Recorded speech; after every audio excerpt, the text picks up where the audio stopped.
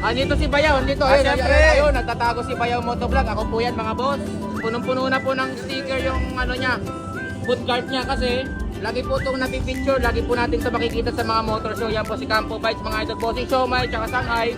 Ito po yung bago niyang produkto mga boss, Hungarian. Titikman natin ito mamaya. Nakakagutom po. Sabi naman yan, solid. Sabi mga bossing, nakakagutom po. Ano, mga bundle niya boss. Yan o. Java rice, tapos Hungarian sausage, lagyan mo ng siomai. Marami pa tayo dito pang malakas na ingredients mga boss oh. Nakakagutom naman yan mga boss. Malaki ng hotdog ah. Hindi ako naka-ready. Kasing laki ng hotdog ko ah. Tayong siomai dyan, Java rice. Tapos marami pa tayong ingredients dito mga boss. Tingnan nyo. Unlimited. Ikaw ang magsasawa mga boss kapag ginamitan mo ng mga pangmalakasang ano. Ito boss, ano ito boss? Mayonnaise. Yan yung tawag na Malaysian sauce. Ah, Malaysian sauce, bago to boss ah. Saan magandang i-partner the boss? Ibig sabihin dito sa Hungarian. Sa Hungarian na. Meron din tayong Indo sauce. Indo. Ito, Malaysian. Kumbaga parang ano to, Malaysian concept pa sa motor show ah. Malaysian.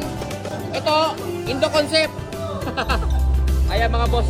Pag nagugutom tayo mga bossing, nanonood tayo ng motor show. Yan, nanonood tayo ng yan. Pasalan nyo lang to si Idol Bossing, yan oh. Campo Bites. Campo Bites mga boss. Yan.